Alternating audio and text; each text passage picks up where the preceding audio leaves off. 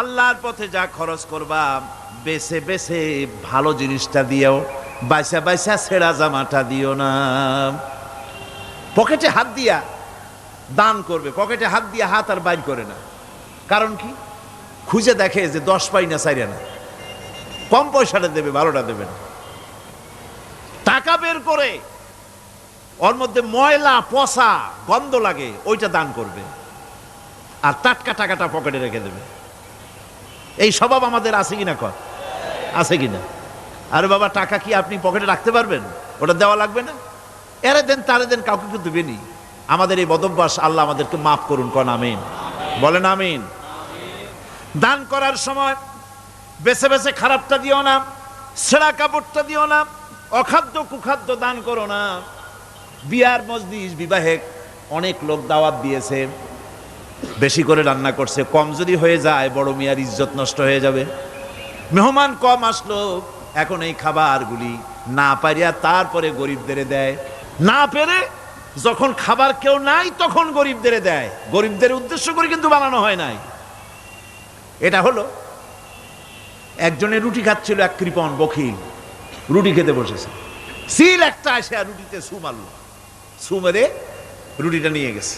বেচারা পিছনে পিছনে দৌড় আরম্ভ করছে, গালি দিতে দিতে। মরার সিল, আর তুই জায়গা পাইলি না। সিলের পিছনে দৌড়াতে দৌড়াতে নদীর পারে চলে আসছে।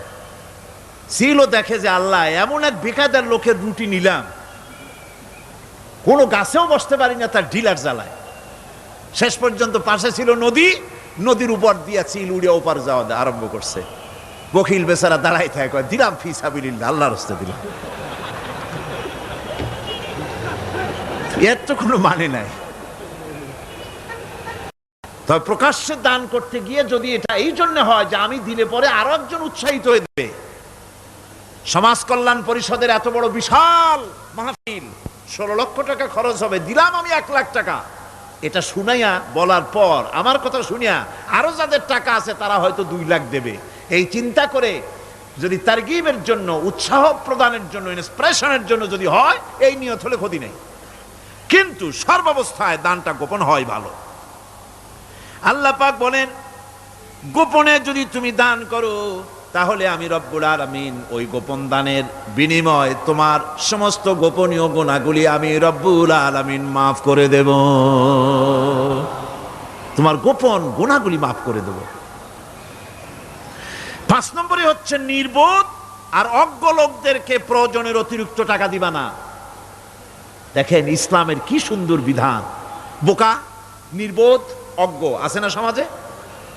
তুমি মহব্বতে, আল্লাহর মহব্বতে ওর লাগে 500 টাকা দিয়ে দিলা 5000 টাকা, এ তো সর্বনাশ করে ফেলাবে, সে তো খারাপ জায়গায় তা ব্যয় করবে। এই জন্য অজ্ঞ লোকদেরকে, নির্বোধ লোকদেরকে প্রয়োজনের অতিরিক্ত দিতে আল্লাহ নিষেধ করেছেন। তবে আল্লাহর ইচ্ছা হচ্ছে এই যে যত বড় পাপী হোক আর যত বড় খোদাদ্রোহী হোক না কেন, প্রত্যেকের খাওয়া, পড়া, শিক্ষা, চিকিৎসা গ্যারান্টি দিতে হবে। সুবহানাল্লাহ। কোন এর নাম তো আল্লাহ, এর নাম কি? আল্লাহ পাক, যার ভেতরে কোনো কার্পণ্যতা নাই। আল্লাহরে মানলেও আল্লাহ খাইতে দেন, না মানলেও দেন, সকলকেই দেন সমভাবে।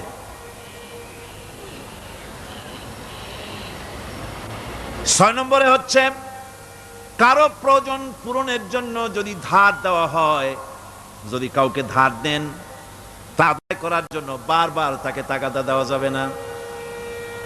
একথা শুনিয়া যারা ঋণগ্রস্ত আছেন তারা আবার এই সুবিধাটা নিয়েন না।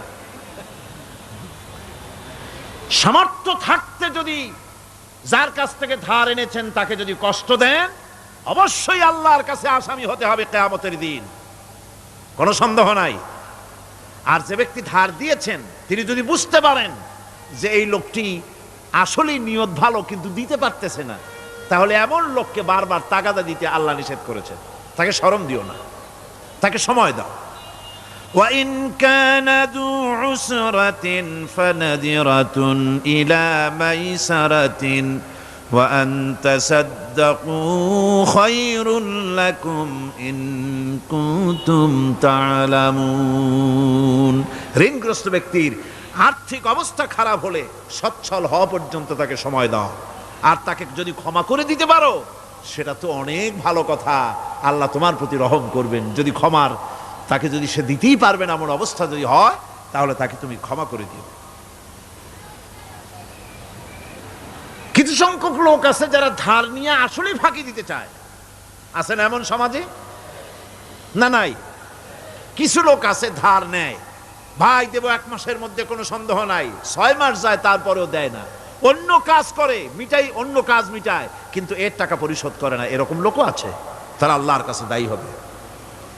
একবার পত্রিকায় দেখেছিলাম কার বাড়িতে কার্টুন দিয়েছে, বাড়িতে বিরাট সাইনবোর্ড লাগাইছে কুকুর হইতে সাবধান। তার বন্ধু বলছে, ভাই তুমি কুকুর কিনলে কবে? কয় যে না, কুকুর কিনি নাই, সাইনবোর্ড লাগাইছি পাওনাদারদেরকে ঠেকাবার জন্য, যাতে সহজে বাড়ির মধ্যে না ঢোকে। এই চালাকিটা আর কেউ বুঝুক আর না বুঝুক, আল্লাহ পাক তো খুব ভালো করেই বোঝেন। 7 নম্বরের কথা হলো দান করার ব্যাপারে, যে আপনি দান করতে করতে যা আছে সব ফতুর করে ফেলাবেন, এটা কিন্তু ইসলাম চায় না। আপনার সন্তান সন্ততিকে বঞ্চিত করে, স্ত্রী পুত্রকে বঞ্চিত করে সমানে দান করবেন, ঘরে না খায়া থাকবেন, এই অবস্থা যেন না হয়। খরচ করবেন কি? আল্লাহ পাক বলছেন, ওয়ায়াসআলুনাকা মাযা ইউনফিকুনা কুলিল আফওয়া। নবী আপনাকে প্রশ্ন করা হয় কি খরচ করব, আপনি বলুন প্রয়োজনের অতিরিক্ত জিনিস যেটা আছে সেটাই আল্লাহর জন্য খরচ করে দাও। তোমার প্রয়োজন যখন মিটে গেছে, ব্যাংকের মধ্যে অসংখ্য টাকা জমা রাখা খালি গুনতেছে বসে বসে, তা না করে অভাবগ্রস্ত মানুষদের প্রয়োজন মিটাও। খরচ করার ভিতরে আর খরচ না করার ভিতরে ভারসাম্য রক্ষা করতে হবে। ولا تجعل يدك مغلولة إلى عنقك ولا تبسطها كل البسط فتقعد ملوما محسورا। তোমাদের দানের হাত গুটায় একেবারে গলার সাথে বেঁধে রেখো না, আবার এমন বেশি ছেড়েও দিও না, কারণ এর ফলে তোমাকে অনুতপ্ত হওয়া লাগতে পারে, কার্পণ্যতাও না হয়, আর দ্বিতীয় জমের মতো দিয়ে সব ফতুরু না হয়ে যাও। দুটোর মধ্যে ব্যালেন্স হতে হবে।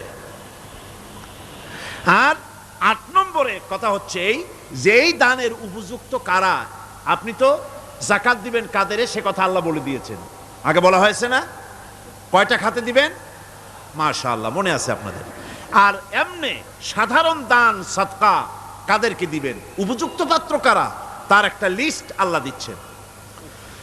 وبالوالدين إحسانا وبذي القربى واليتامى والمساكين والجار ذي القربى।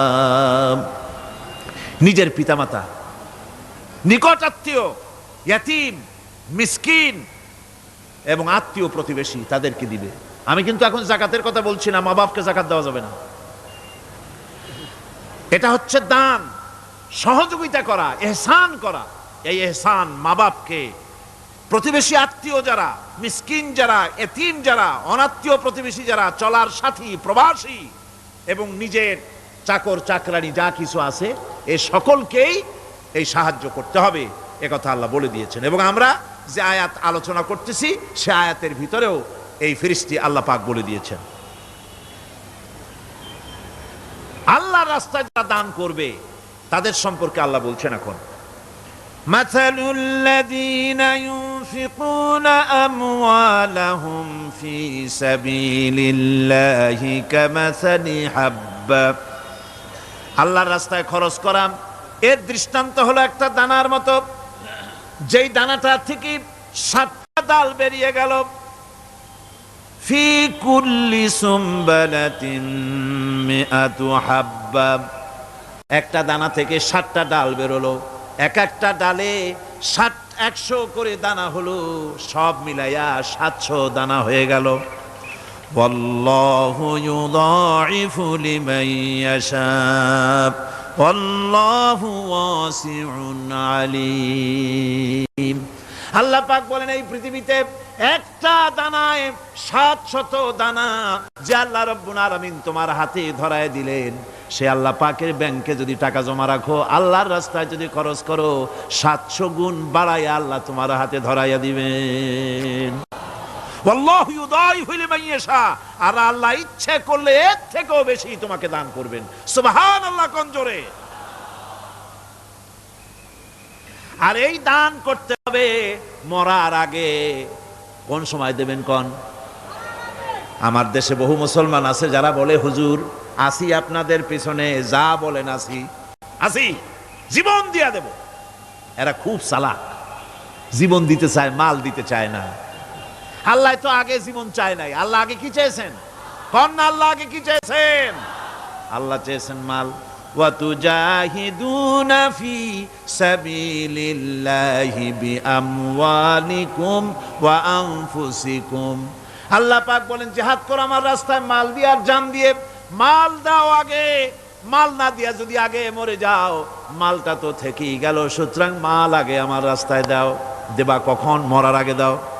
وَأَنفِقُوا مِمَّا رَزَقْنَاكُم مِّن قَبْلِ أَن يَأْتِيَ أَحَدَكُمُ الْمَوْتُ। আমার রাস্তায় খরচ করো মৃত্যু আসার আগে। فَيَقُولَ رَبِّ لَوْلَا أَخَّرْتَنِي إِلَى أَجَلٍ قَرِيبٍ। যদি মরার আগে না দাও, মৃত্যুর সময়, মৃত্যু যখন এসে গেল, সেই সময় যদি বলো, অনুশোচনা যদি করো, আহারে যদি আমি সময় পাইতাম, একটুখানি যদি সময় দিতে আল্লাহ, একটু সময় আমারে যদি দাও, ফাসাদ্দাকা ওয়া আকুম মিনাস সালিহিন। দান সদকা করব, সব আল্লাহর রাস্তায় দিয়ে দেব, আর আমি সালেহ বান্দাদের মধ্যে শামিল হয়ে যাব। আল্লাহ একটু সময় আমারে দাও। আল্লাহ পাক বলছেন ওয়ালাই ইউআখিরাল্লাহু নাফসান ইযা জাআ আজালুহা আল্লাহু খাবীরুম বিমা তা'মালুন। মৃত্যুর নির্ধারিত সময় আসলে 1 সেকেন্ড আগে পাশে করা হবে না। সুতরাং মৃত্যুর আগে খরচ করো। আপনি মনে করবেন যে আপনি মরে গেলে পরে আপনার ছেলে মেয়ে আপনার জন্য করবে, খরচ করবে। হ্যাঁ করবে ঠিক, মরার পরে কুলখানির পরে 40, তারপরে শেষ, এরপর আর করবে না। আপনার ছেলে মেয়ে যে আপনার জন্য করবে তার প্রমাণ তো আপনি নিজে। আপনি আপনার ছেলের মেয়ের জন্য কি করেছেন? আপনার মা বাবার জন্য কি করছেন? আপনার মা বাবার জন্য যদি আপনি কিছু না করে থাকেন, আপনার ছেলে মেয়ে আপনার জন্য করবে না। সুতরাং নিজের কাজ নিজে করেন। আপনার পিঠ যদি চুলকায়, আর নাতিরে যদি বলেন নাতি পিঠটা চুলকায় দাও, সে যে জায়গা চুলকাবে আপনি করবেন উত্তর দিকে, সে উত্তর দিকে, দক্ষিণ দিকে, উপরে, নিচে, পিঠে, পাছার কাছে, যে জায়গায় আঙ্গুল দেবে আপনি করবেন ওখানে না, আবার আরেকটু উপরে দাও, আরেকটু পাশে দাও, জায়গা মতো পড়বেই না। আর কষ্ট করে নিজের হাতটা যদি পৌঁছাইতে পারেন জায়গা মতো পড়ে, একবার চুলকানি মারলেই চুলকানি শেষ, ঠিক কিনা? সুতরাং আপনি অন্যের উপরে ভরসা না করে নিজের খরচ নিজেই করে যান, নিজের কাজ নিজে করে যান, আল্লাহর রাস্তায় খরচ করে যান, বেশি পরিমাণে খরচ করেন। যত খরচ করবেন আল্লাহ রাব্বুল আলামিন রাজি হয়ে যাবে। কোন সুবহানাল্লাহ।